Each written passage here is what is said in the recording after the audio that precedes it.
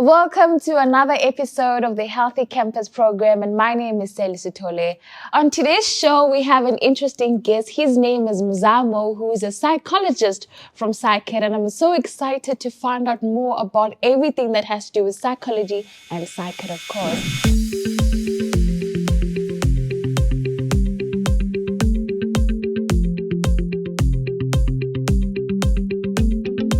Mzamo, welcome to the show. I'm happy to be here. Yeah.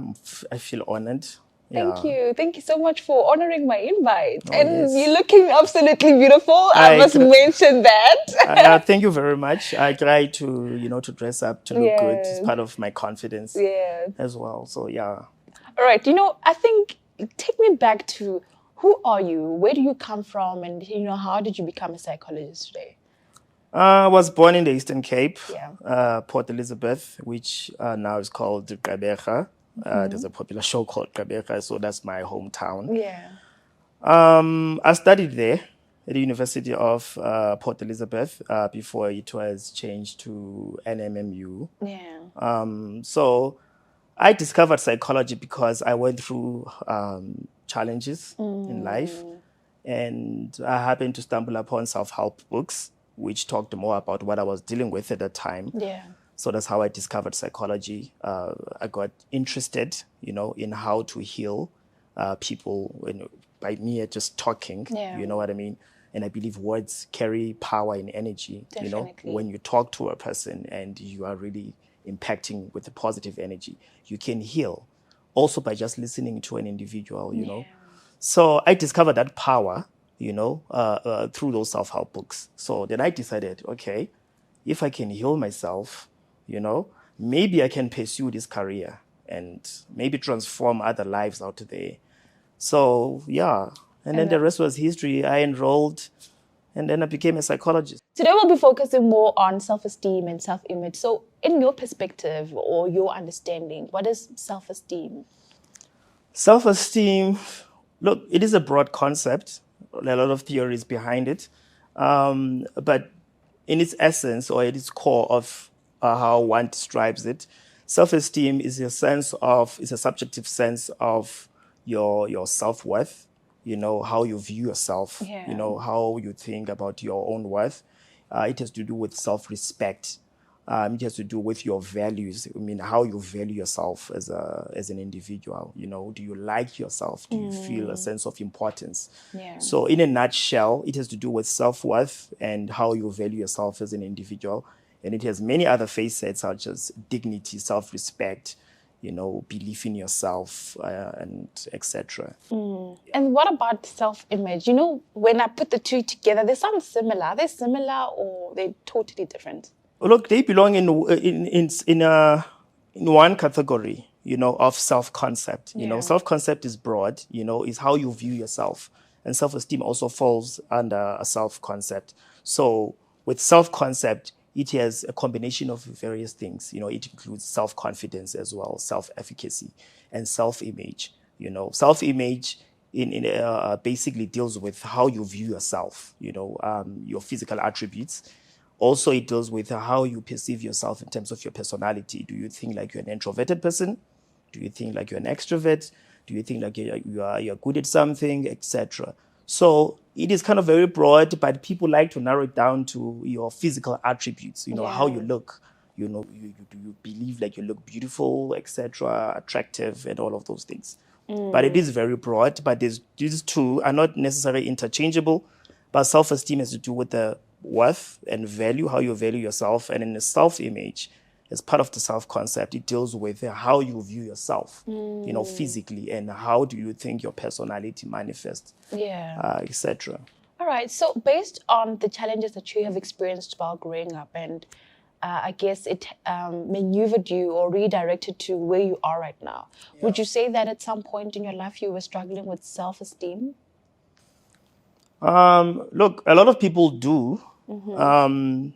Depending where you come from, sometimes the environment can shape your self-esteem, If you come from a background which is very challenged, disadvantaged, not a lot of resources, you're depending on your willpower, motivation, and how you interact with people.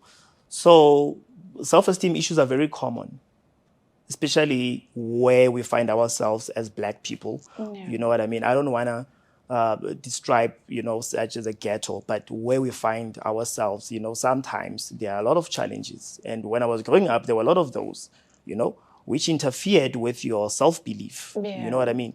Because you get a lot of negativity, people not believing in you, people thinking you're not going to make it. You know what I mean? So definitely your self-esteem will be impacted, Yeah. But what brings you out of that shell sometimes is your support systems at home. Definitely. If you have a parent that believes in you, if you have a parent that pushes you to do your best at school, you know what I mean? If you have positive role models in where you come from, that sometimes can impact positively in how you view yourself and can improve your self-esteem. Definitely. As you were telling me, I can literally see myself in what you're saying, Yeah. like based on my experiences growing up, because I used to struggle a lot with self-esteem and confidence growing up. But my mom, like you're saying, a very, very huge support structure helped me, come out of this shy shell. So I understand what you're talking about. So how important do you think mental health is? Mental health is as important as any other condition out Yeah. there, I mean, for years and for quite some time, mental health issues have been pushed on the background, on the periphery, as not as a central core of focus, especially with World Health Yeah. and all of that. But World Health Organization, at some point, they did advocate and try to put mental health issues, at the forefront, because people sometimes forget that, depression is one of the top diseases that actually, impacts negatively on people's lives. You know what I mean? It makes your immune system vulnerable. You can develop other diseases because a person is depressed. So mental health is very important because if it's neglected, it can impact many things. It can disrupt your occupational role. Wow. If you are a student, it can interfere with your academics. If you are an employee, someone that works, it can interfere with your productivity, and ultimately it can impact on how the organization performs. So mental health issues are very important, and I do believe, companies, organizations, universities, they do need to put this, into their agenda and into a forefront, because student wellness, employee wellness, these are very important aspects of mental health. Yeah. So it is very important and very serious. So now you work at PsyCad from the University of Johannesburg. And how often do you get scenarios or cases of students coming to PsyCad and talking about mental illness? Look, PsyCad, Auckland Park Kingsway campus is one of the busiest, We do get burnt out because of numbers that we deal with. You know what I mean? The psychologist-student ratio is not really helping because we are overstretched, We have many psychologists that works for UJ at PsyCad, but still we cannot accommodate all students because there's so much demand for our services. Every day we are booked to full capacity. It's rare when you find yourself that we are wandering around, we are not doing anything. You know what I mean? It just shows to me of how important, and students do come to PsyCad for a different number of reasons, Sometimes not just for pathology or for, mental illnesses and conditions. Sometimes students do come for developmental related concerns, If, for example, one wants to improve, their confidence, if they want to improve communication, they want to be better people, better boyfriends, girlfriends, and all of that, Sometimes for career-related development questions. So it gets quite busy, and it's one of the departments that should continue existing and be supported, and even maybe get more hands and more manpower because we are understretched. Yeah. Yeah. I'm going to give you a scenario that probably happens to a lot of people, especially students. Yeah. And I just want to understand, how would you now navigate or help them from the scenario I'm going to give you? So we know that the gender-based violence statistics are very high. Yes. Right? So here's a scenario about a campus girl. It's first year in university. They come from a very small high school, and now they have to navigate this huge university. And there was a freshers party. They got raped, right? And now they're feeling alone. A mental illness now kicks in. Then this person, at least they come to you to say, this is what happened to me. I need help. How do you go about it? Yeah, look, for me, actually, this is some of the things that we deal with in reality. Yeah. I mean, with the gender-based violence, the incidence, it's pandemic now at this point in South Africa, and it's quite serious. But also we are happy that at UJ we do have even an office for gender-based violence, in trying to accommodate, some of these cases, in trying to have a structure, that intervenes effectively, because it's not a PsyCad issue alone, especially when it comes to incidents of rape, there's campus health involved, the student advocacy, student affairs, the judiciary, especially if it's happening within the institution. So we do get cases like those, the case example that you are presenting. Normally what happens, some students are not empowered to know what to do first. Because if it was rape, the first point of contact should be protection services. You know what I mean? If it's happening after hours, so that they can take you to a medical facility so that you get, assistance, Yeah. And then PsyCad role can kick in immediately if now you have to do crisis intervention, for example. You know what I mean? If you are called on the scene, if you happen to be contacted that this has happened, so that your role is to avert further crisis and contain the student, So for some cases, mental related condition or challenges will kick in immediately, especially if a person is dealing with trauma. Yeah. You know what I mean? Because this is traumatizing, It is. They may need immediate psychological help, on site, or as immediately as they are getting medical related intervention.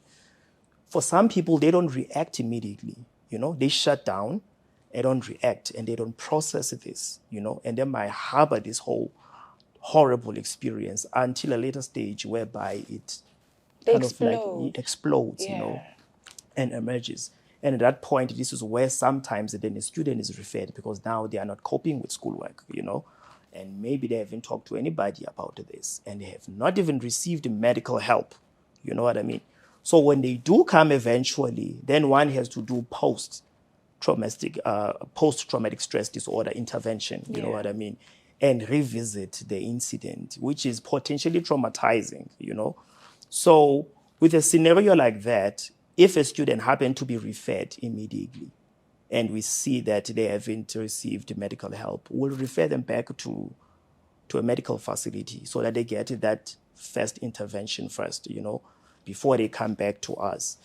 And our role there at first is for containment, normalizing the abnormal situation. Like, if this has happened, these are the feelings, these are the reactions that you will get, so that the student does not panic. For example, if now they're starting having flashbacks, they're starting shaking, having anxiety and panic attack, you need to normalize that, to reassure them, like, look, your body is supposed to react like this because this has happened. Yeah. But as time goes, you're gonna be fine. You're gonna go back to normal. You know what I mean? So our first role there is to contain and normalize in a situation like that, and then you motivate the student to come back for further sessions, so that they get counseling, they get therapy, they get assisted, they get support. Also you give them a choice, because sometimes, let's say the perpetrator is male, and they are uncomfortable talking to me as a male therapist. Yeah. So also sometimes you are mindful of the fact that you could also be a barrier to treatment, because you are a guy and they are scared now to talk to a male because the trust is broken. You know what I mean? So it's always important that also at the beginning you're trying to establish if they are comfortable, talking to a male therapist, or which type of therapist they will prefer. Some students, they don't mind, because people are different and they react differently. But some people may say, look, I don't want to talk to any guy. I don't trust anybody. I want to talk to a woman. You know what I mean? And then you afford them that space so that they feel safe. So it is a very sensitive scenario that you are painting. And we have dealt with things like those, It's never easy because people have lost trust in police, in the criminal justice system. Yeah. So you find out sometimes some students don't want to report because they are fearing secondary victimization.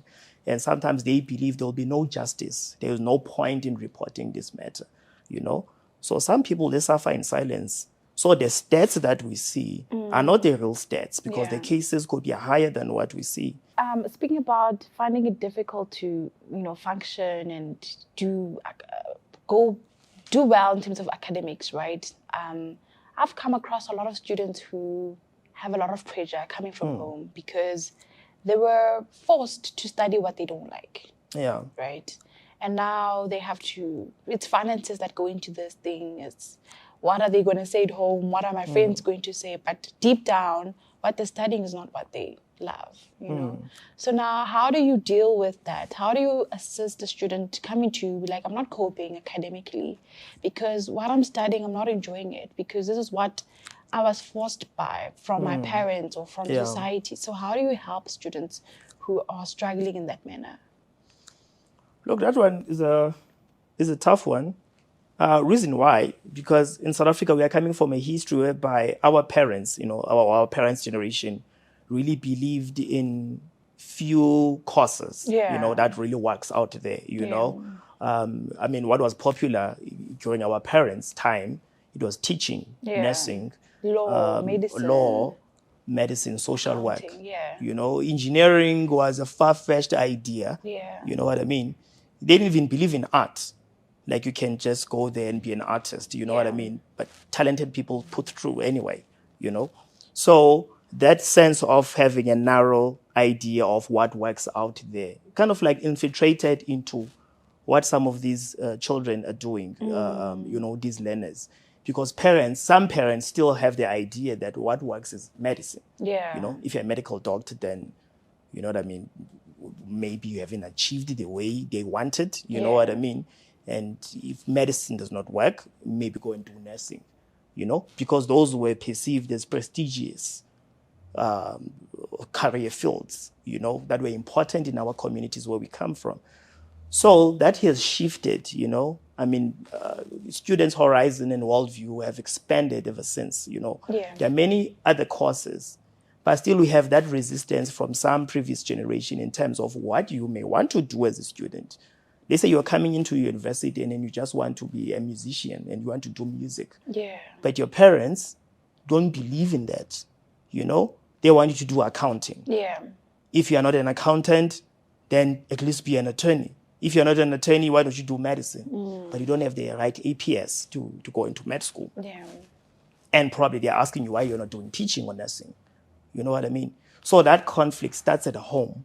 And it comes to a student at the university setting whereby now they are not functioning because they are incongruent. They are not aligned with who they are. This is not their calling. It is bound to create some conflict. You know what I mean? You may just pass because you are expected to, because NFSS is paying. You don't want to lose your sponsorship. You don't want to lose your bursary. And you might be motivated just to graduate. But it's not who you are. You will be a very unhappy student, So sometimes you have to go to the source in terms of how this decision was made. Let's take it back to self-esteem a little bit. Because the generation now, a lot of students who are in varsity are like a 2000s, you know what I mean? So I think there's a lot of pressure in terms of like, how do I look? Campus life, how do I look? Which shoe am I wearing? Which t-shirt brand am I wearing? So now from someone who's coming from a disadvantaged place who can't really afford that, and now they are affected because of the pressure. The classmates are like wearing all these fancy brands. How do you help them to navigate that? Because it can be a lot of pressure coming from a different place, and now you're in a certain environment with people coming from different places who can afford differently, and you're just there. So how do you help people navigate that? Because it's something that a lot of people actually struggle with, especially students. No, I can imagine that, and we have had cases similar to that scenario. where someone says, I can't make friends, I can't seem to fit in, I can't go to parties because I'm broke, and I don't want these guys to know that I don't have money to spend on Friday, so I'll come with excuses. And sometimes you pick up, okay, there's a socioeconomic status issue here, you know, also that plays a part or contributes to self-esteem. Definitely. You know what I mean? Yeah. If you're coming from a background that is not affording, you know, one can really be impacted, you know, they can really suffer depression, suicidality, and all of these other mental conditions. Also, there are risks because with that pressure, someone may start making other decisions. Yeah. You know, becoming a sugar baby. I don't know if you're familiar with that concept. I am, you know, definitely. Becoming a sugar baby, finding a blesser. Yeah. You know what I mean? Getting into situations otherwise they wouldn't have got into. Yeah. But because of the pressure, you know what I mean? Because they want to look the part. They want to fit in, you know?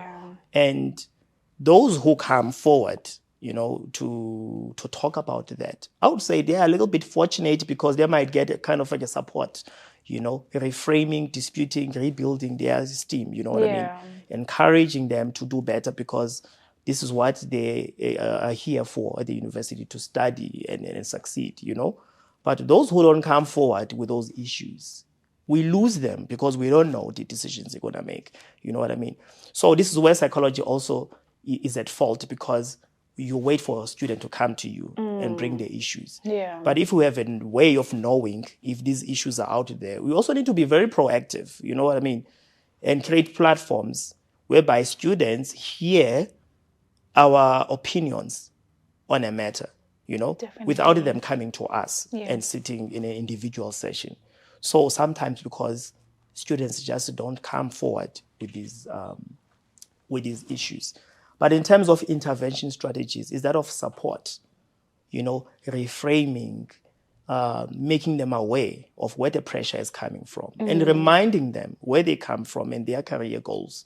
Because not everyone get a chance to go to the university. Oh, yeah, that's true. You know, maybe they are first generation students who is the first to come to university and now they forgot their purpose, the reason why they are there. You know, they are caught up in social media, lifestyle, Instagram, you know, realities. So you have to remind those students where you come from and what is your purpose. And these things can wait. And how to deal with peer pressure. You know what I mean?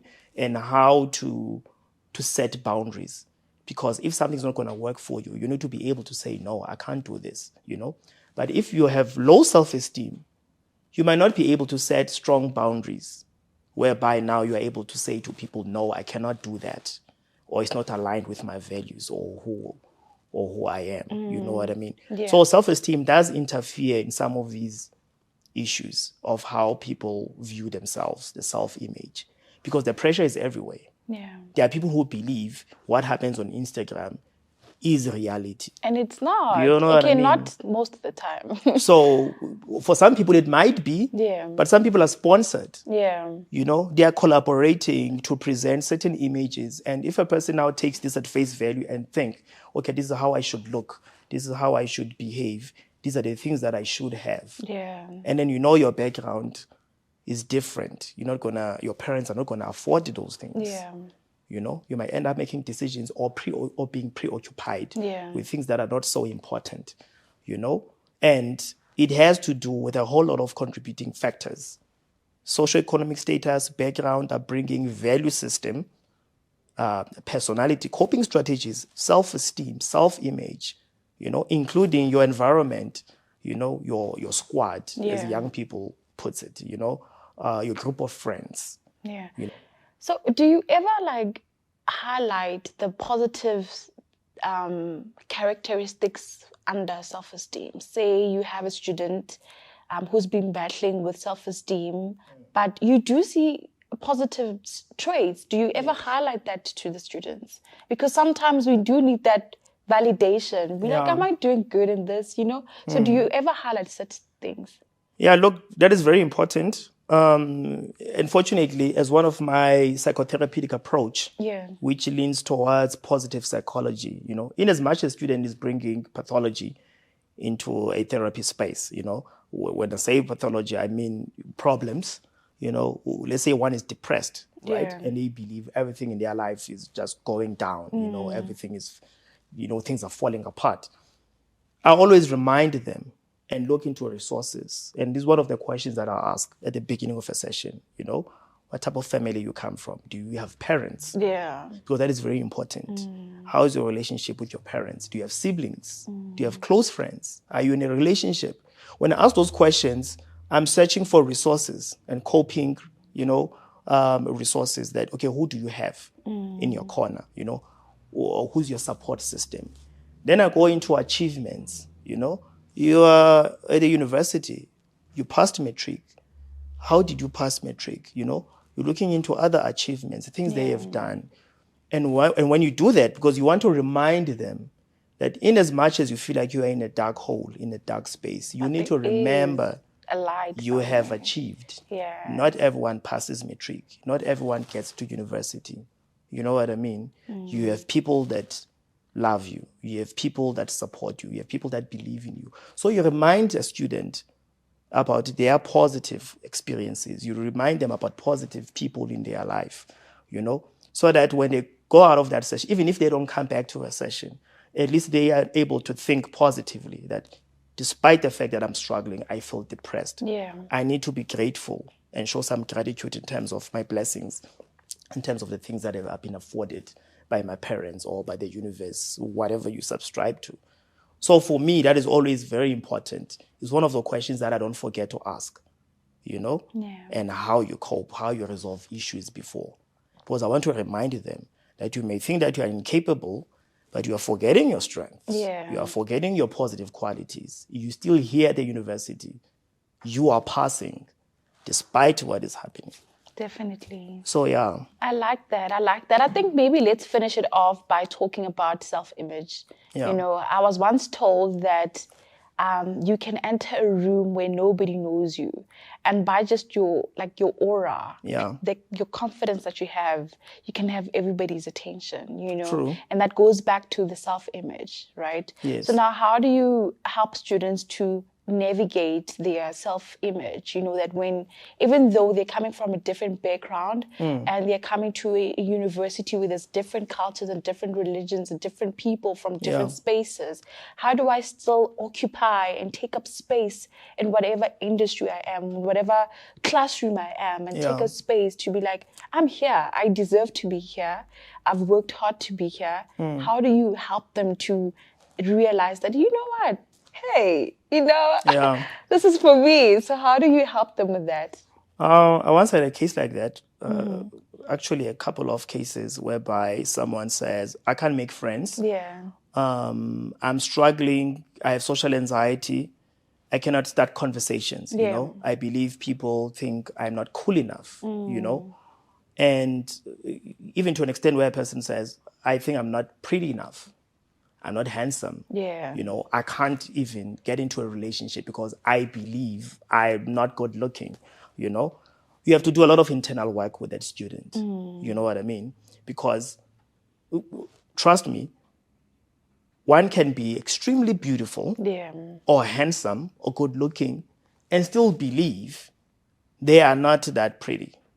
You know what I mean? True. They are not good looking. Yeah. Because there's a whole lot of internal mechanisms that are at play. You know what I mean? Because how you feel inside gives off the aura you're talking about, the energy, it radiates. If you believe that you are the it, it's going to radiate. You're going to walk into a room and you command attention because of your radiation, because of your aura. Yeah. You know what I mean?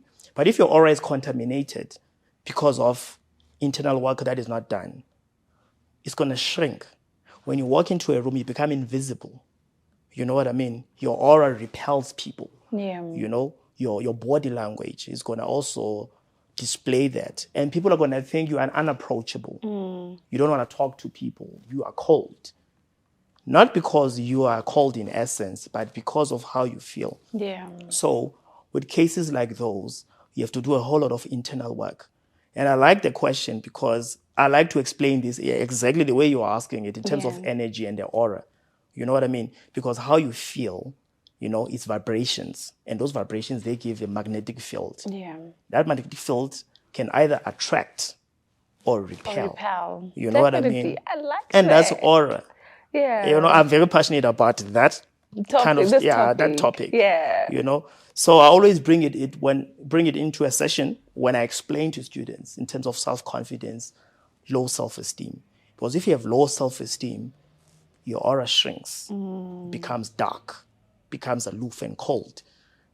And if you want to change that, now you have to do your internal work so that it brightens, and once it brightens, people are going to be attracted to you. Yeah. That's why sometimes you find, let's say, this might sound controversial or unpsychological. Let's say the person is not that good looking, right? I'm sure you have come across people like that, right? Yeah, of course. But this person radiates so much confidence and command, and you're just attracted to them. And you don't know what they have, but just their aura and their energy, you want to be around them. Why? It's because of they have the internal system working in their favor, and you have a person that is the most beautifulest in the room, but you can't see them. You don't feel like talking to them because you feel like they are very distant because of the internal work.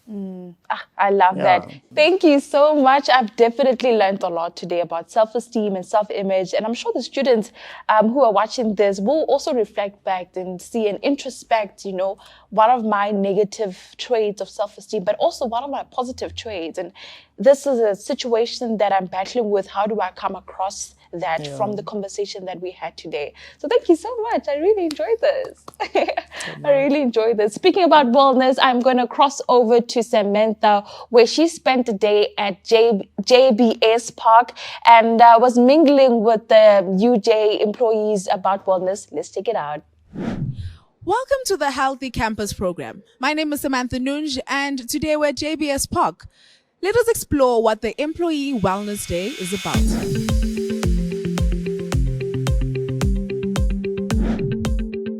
The Employee Wellness Day is about employees getting to know about their health status. Okay, so what is happening today? So what is happening today is just a fun day where we brought several service providers to come and do the testing.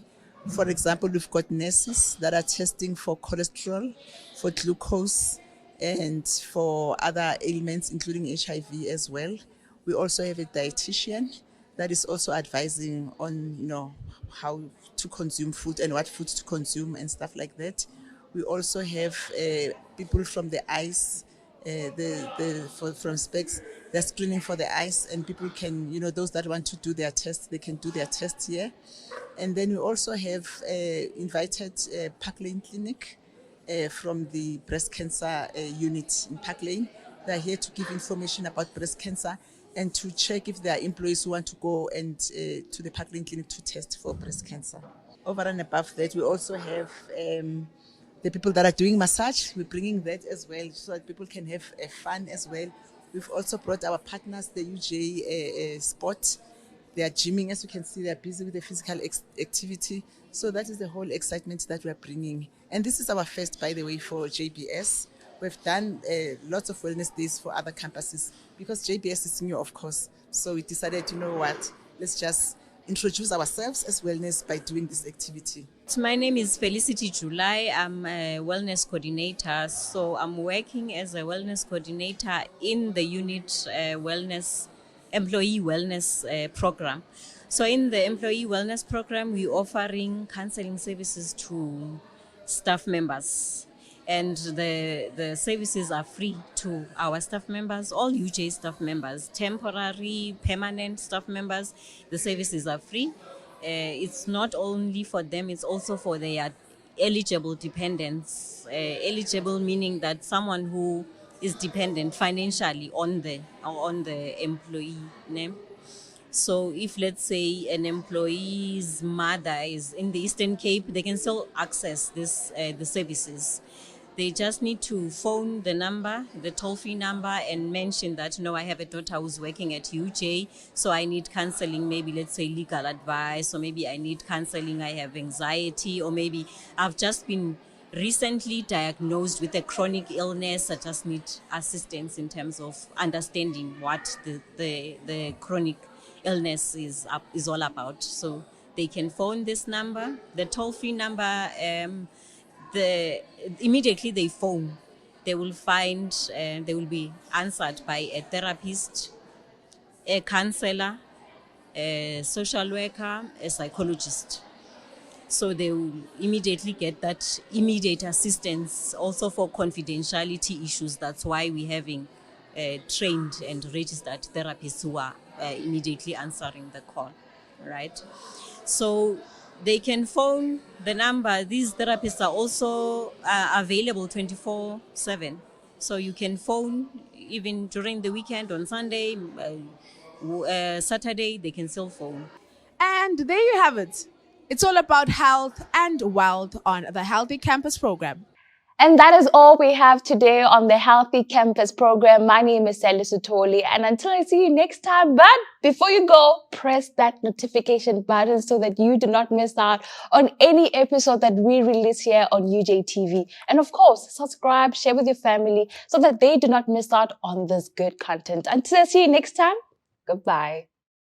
The University of Johannesburg, the future reimagined.